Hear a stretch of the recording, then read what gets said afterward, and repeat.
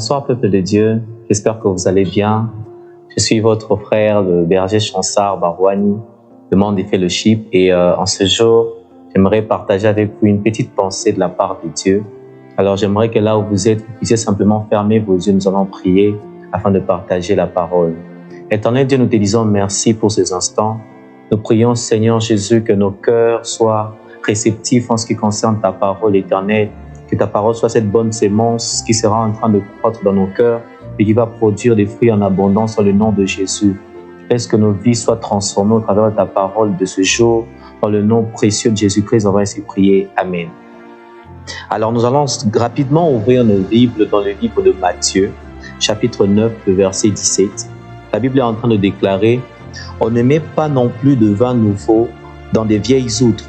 Autrement, les outres se rompent, le vin se répand et les outres sont perdues. Mais on met le vin nouveau dans des outres neuves et le vin et les outres se conservent. » Amen. Alors, ma pensée au fait de ce soir est simplement le vin nouveau. Nous serons en train de parler du vin nouveau. Alors, plusieurs personnes au fait veulent toujours expérimenter de grandes choses avec le Seigneur. Plusieurs personnes veulent vivre la vie de Dieu. Plusieurs personnes veulent marcher avec Dieu. Et ces personnes ne veulent pas se détacher au fait de tout ce qui est comme vie charnelle. Alors, on a des gens qui veulent faire des grandes choses avec le Seigneur, qui veulent accomplir leur destinée prophétique, qui veulent voir la main de Dieu dans leur vie. Mais toutes ces personnes ne sont pas en train de vouloir transformer leur chair. C'est-à-dire, les personnes veulent les choses de Dieu, mais en même temps, elles veulent aussi les choses de la chair. Et ici, maintenant, Jésus est en train de nous dire qu'il n'est pas possible de pouvoir mettre du vin nouveau dans des vieilles outres. C'est-à-dire, il n'est pas possible de prendre une nature nouvelle, de prendre une vie nouvelle, de prendre la vie de Dieu et de mettre cela dans ce qui est charnel. Ce qui est charnel et ce qui est de Dieu ne marchent jamais de pair. Ce qui est charnel et ce qui est de Dieu ne peuvent pas cohabiter. La Bible est même en train de le déclarer dans le livre de Romains, le chapitre 8, et c'est même en train de lire cela, Romains chapitre 8, le 7e verset. La Bible est en train de déclarer ceci, que l'affection de la chair est inimitié contre Dieu parce qu'elle ne se soumet pas à la loi de Dieu et qu'elle ne le peut même pas. Ce verset est simplement en train de nous montrer que les choses charnelles, l'affection de la chair, l'amour des choses de la chair, l'amour des choses de ce monde sont inimitié contre Dieu. Ce sont des choses qui ne peuvent pas plaire à Dieu. Ce sont des choses qui ne se soumettent pas à la volonté de Dieu. Et Romain ici est en train d'ajouter même qu'elles ne peuvent même pas se soumettre à cela. C'est-à-dire, quelqu'un qui est charnel, quelqu'un qui est en train de vivre conformément à tout ce qu'il y a comme loi de la chair, cette personne n'a pas la capacité de pouvoir plaire à Dieu, n'a pas la capacité de faire la volonté de Dieu. Tout ce qui est comme proposition de la chair, tout ce qui est comme désir de la chair, ce sont des choses au fait qui éloignent la personne de Dieu. Ce sont des choses qui gardent la personne très loin de Dieu. Alors, comme je le disais au début, nous avons des gens qui s'attachent à tout ce qu'il y a comme affection de la chair. Des personnes qui s'attachent à tout ce qu'il y a comme désir de la chair, mais qui veulent aussi faire des choses avec Dieu, qui veulent aussi expérimenter la vie de Dieu. Alors, ces deux choses ne marchent jamais ensemble. La Bible est en train de dire dans le livre de Galates, chapitre 5, je crois que c'est au 16e verset que la Bible est en train de déclarer que en fait, l'affection de la chair est contre celle de l'esprit et les désirs de l'esprit sont contre ceux de la chair. Ils sont opposés l'un à l'autre. C'est-à-dire, si je veux vivre les choses de l'esprit, si je veux vivre les choses de Dieu, je dois nécessairement me déconnecter de ce qui est du monde. Alors, les vieilles outres dont Jésus est en train de parler, c'est simplement cette vieille nature. C'est simplement, en fait, cette vie charnelle, cette vie de péché que la personne est en train de vivre, cette vie de péché que la personne a eu à hériter peut-être depuis la naissance. Parce que lorsque nous revoyons dans la Bible, chaque fois que nous venons au monde, nous sommes en train de naître avec le péché d'Adam. C'est-à-dire, tout le monde naît avec l'état de pécheur. Tout le monde est pécheur par naissance. Tout le monde est pécheur par nature. Pourquoi? Parce que Adam, déjà, depuis le jardin d'Éden, il avait péché contre le Seigneur. Alors, lorsque nous venons sur la terre, nous péchons, en fait. Nous sommes déjà pécheurs. Et le simple fait de garder cette nature nous éloigne déjà de Dieu. C'est ça, au fait, l'outre vieille dont Jésus est en train de parler, ou bien le vieux vase dont Jésus est en train de parler. C'est la vieille nature que nous avions. C'est-à-dire, Jésus est en train de nous montrer ici que pour que nous soyons en mesure d'expérimenter le bienfait d'un vin nouveau, c'est-à-dire de quelque chose de nouveau, nous devons d'abord nous débarrasser de notre vieille nature. Il faudrait d'abord que les outres que nous sommes soient renouvelées. Il faudrait que les outres que nous sommes soient transformées pour que nous soyons en mesure de recevoir maintenant quelque chose de nouveau. Le vin nouveau, c'est simplement le Saint-Esprit ou encore la vie de l'Esprit. Alors, Jésus veut que d'abord, avant que la personne puisse expérimenter la vie de l'Esprit, que cette personne soit d'abord transformée. C'est-à-dire que le contenant que nous sommes, le vase que nous sommes, que l'outre que nous sommes, doit être transformé pour que nous soyons à mesure de recevoir cette vie de l'Esprit et pour que nous soyons à mesure de vivre pleinement en accord avec cette vie de l'Esprit. Alors, on est en train d'illustrer au fait ce vin nouveau avec l'Esprit parce que dans Éphésiens chapitre 5, je vais lire aussi ce texte-là et c'est très important.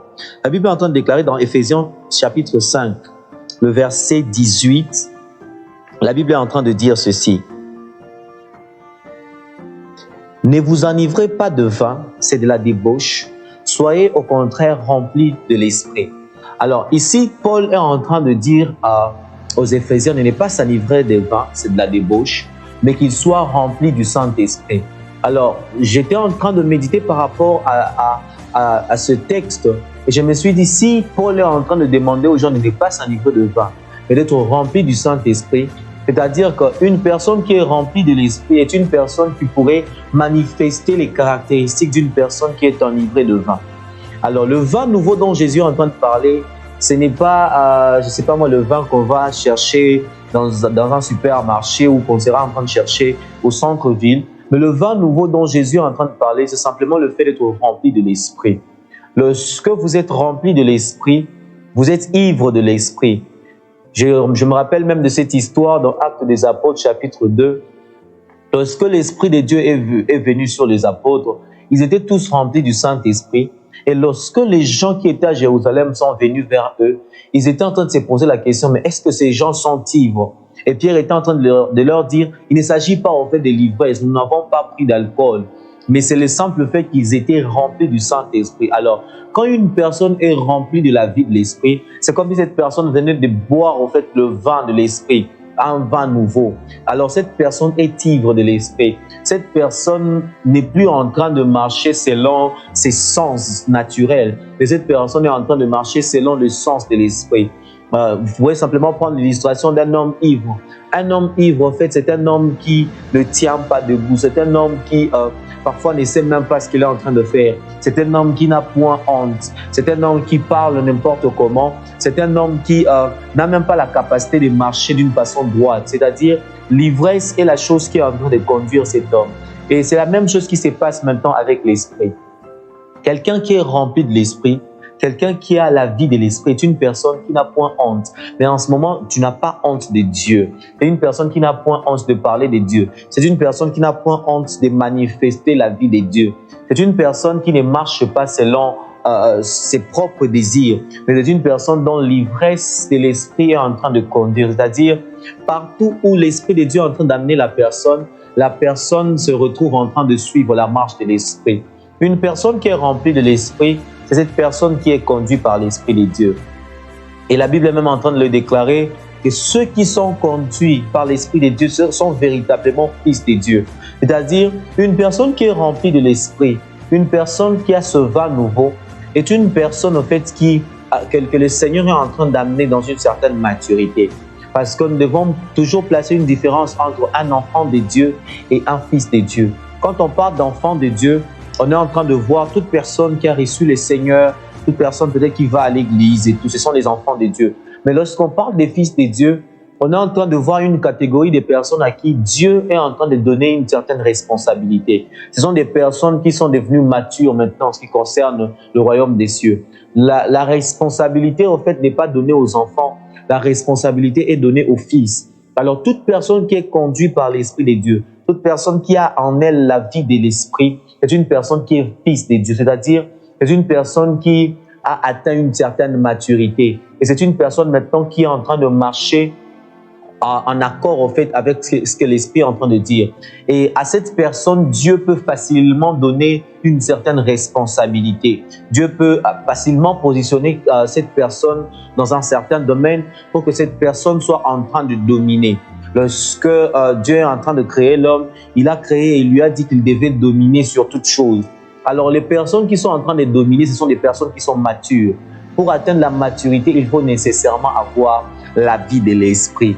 Alors mon frère, ma soeur, toi qui es en train de suivre, j'aimerais t'inviter en fait à désirer cette vie de l'esprit. J'aimerais t'inviter à désirer, et il n'y a pas de possibilité de mélanger la vie de l'esprit et la vie de la chair. Ce n'est pas possible. Il faut soit avoir la vie de l'esprit et marcher selon l'esprit, soit vous êtes du côté de la chair ou vous êtes en train de vivre selon la chair. Il n'y a pas de juste milieu. On ne peut pas, placer une certaine balance et dire, bon, je vais prendre un peu de la chair et je vais aussi prendre un peu de l'esprit.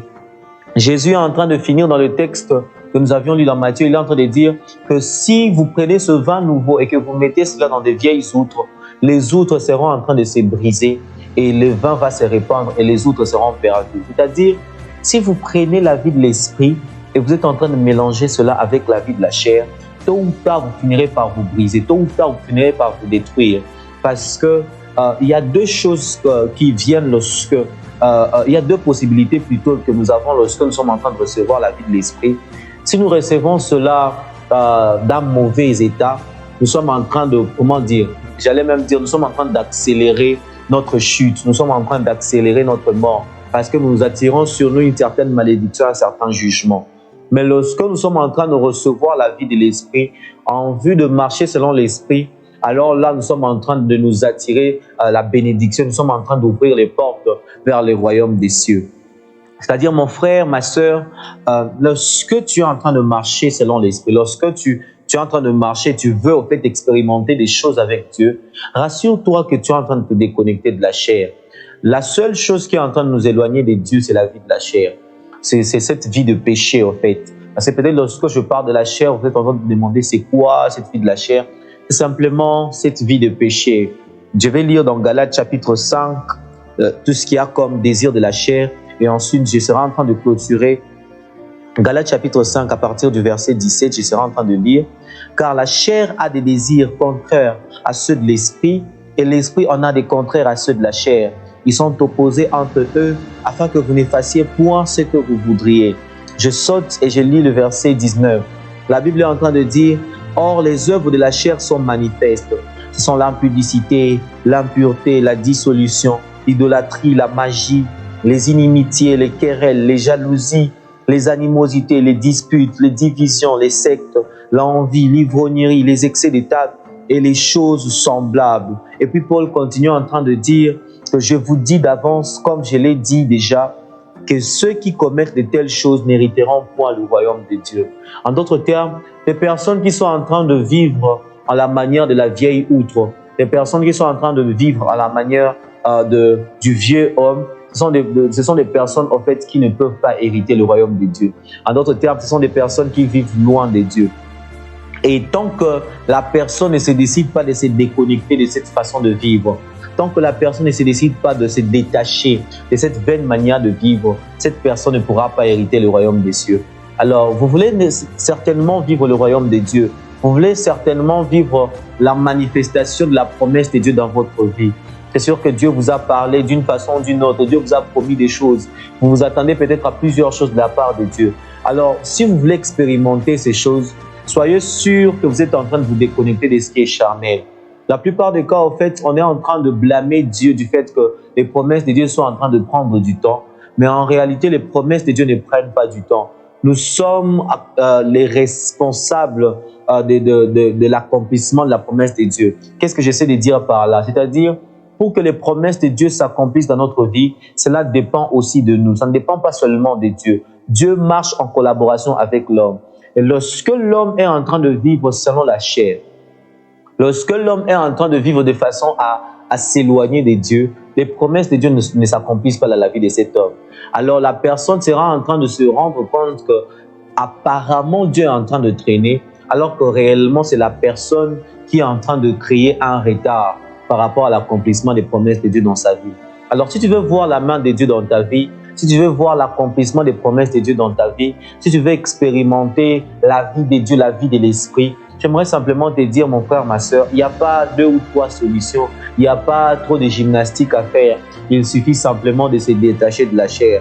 Il suffit simplement de dire non, moi j'arrête avec cette façon de vivre qui ne plaît pas à Dieu et moi je vais simplement me débrouiller, pas me débrouiller, je vais simplement accepter de vivre comme Dieu est en train de me demander de vivre. C'est-à-dire, je respecte les choses que l'Esprit est en train de me donner et je décide de marcher en accord avec la volonté de Dieu. C'est de cette façon, mon frère, ma soeur, que tu seras en train de voir que les promesses de Dieu seront en train de s'accomplir dans ta vie. Et j'irai même plus loin. Ceux qui sont en train de marcher selon l'Esprit sont ceux-là qui vont hériter de la vie éternelle.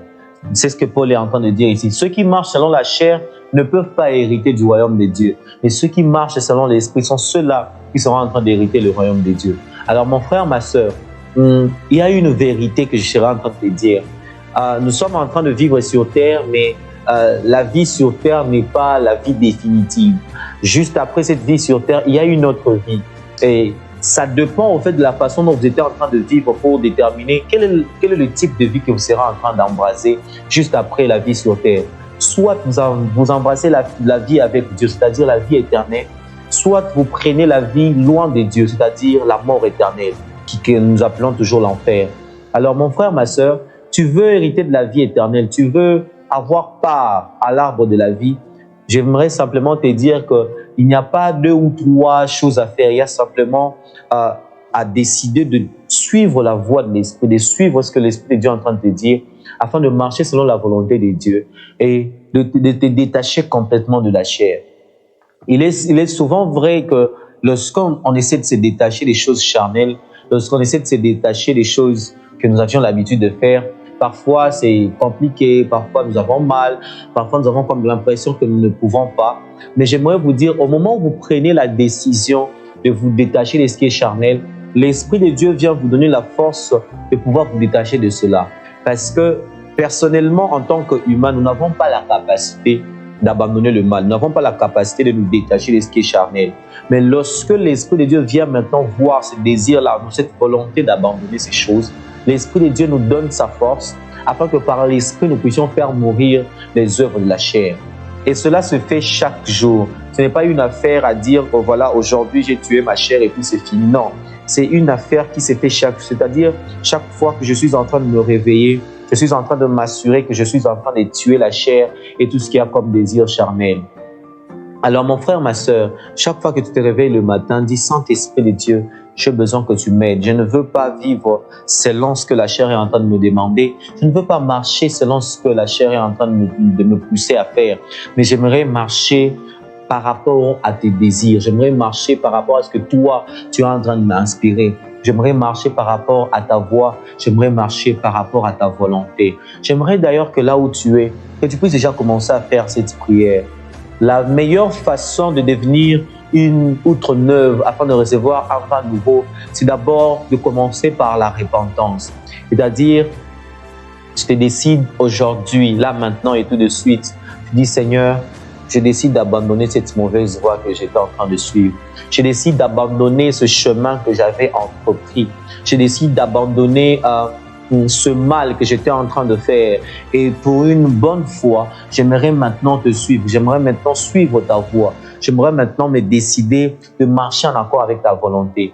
La repentance n'est pas au fait le fait de confesser ses péchés, non. La repentance va du fait de reconnaître ses péchés, confesser cela et puis abandonner cela. Lorsque ces 3 choses sont placées ensemble, là maintenant on peut parler de la repentance. C'est-à-dire, je reconnais ce que j'ai fait de mal, je confesse cela et puis j'abandonne cela ou bien je renonce à cela. Là, on parle de la repentance. Et lorsque quelqu'un est en train de se repentir, cette personne est en train de changer d'état. Cette personne est en train de changer de nature. C'est-à-dire, tu quittes la nature charnelle, tu quittes la nature du vieil homme et tu es en train d'embraser une nouvelle nature qui est la nature du nouvel homme. Tu es en train d'embraser une nature incorruptible. Tu es en train d'embraser une nature d'un homme spirituel.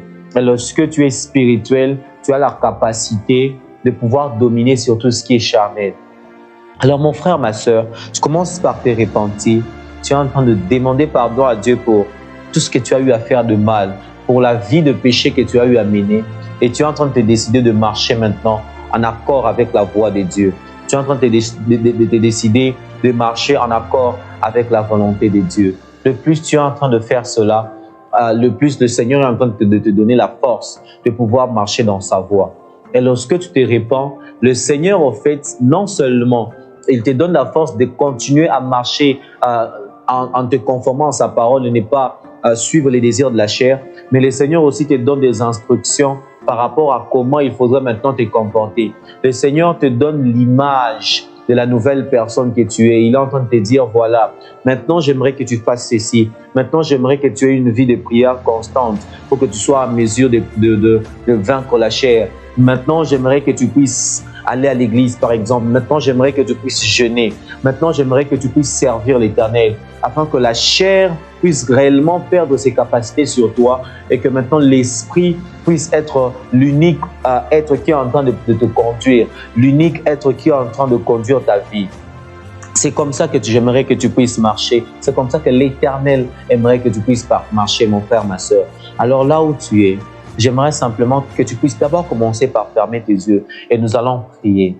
Éternel Dieu de grâce, Éternel Dieu de toute bonté, je suis en train de prier pour mon frère, je suis en train de prier pour ma sœur à partir de ce moment. Éternel, nous réalisons que nous sommes réellement des vieilles outres. Nous réalisons que nous sommes réellement des vieilles, nous sommes en train de vivre en accord avec la nature charnelle, nous sommes en train de vivre en accord avec les désirs de la chair. Mais Seigneur, nous aimerions vivre en accord avec toi. Nous aimerions vivre en accord avec ton esprit.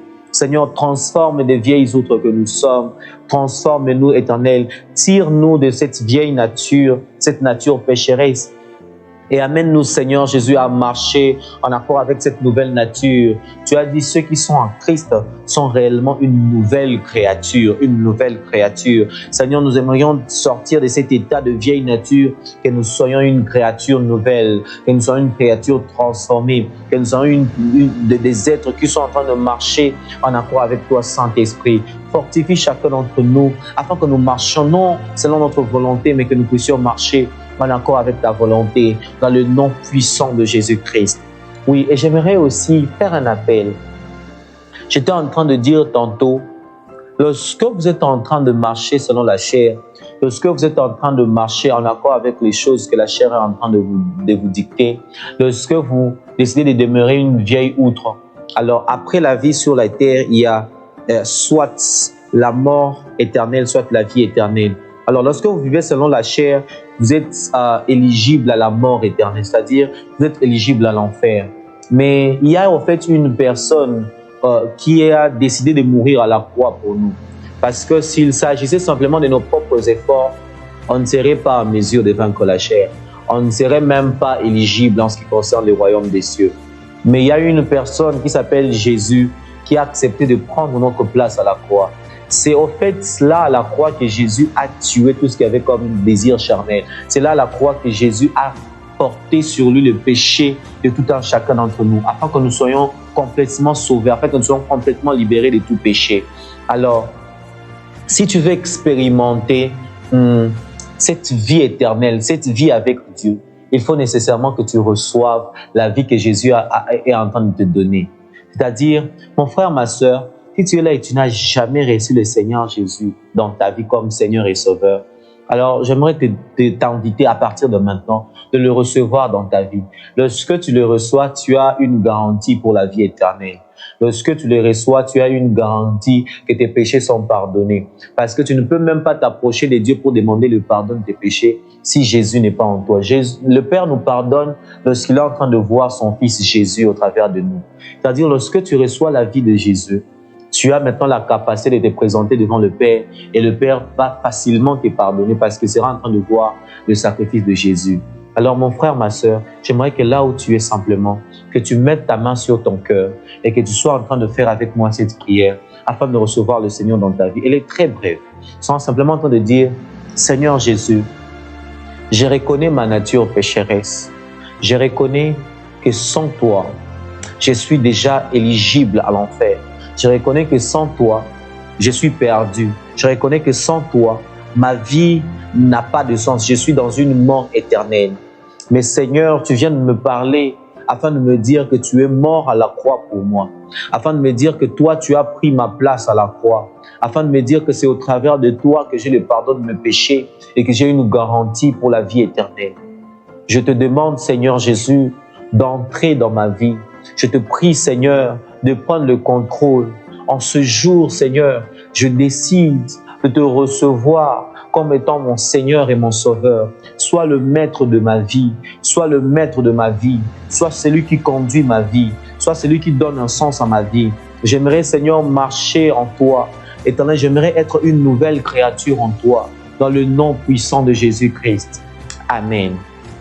Alors, mon frère, ma sœur, là où tu es, j'aimerais déjà te dire, tu es un enfant de Dieu. Et étant un enfant de Dieu, tu es appelé à marcher selon l'esprit. C'est-à-dire, tu es un être transformé, tu es une autre transformée. Et c'est la vie de l'esprit maintenant qui doit être ta vie.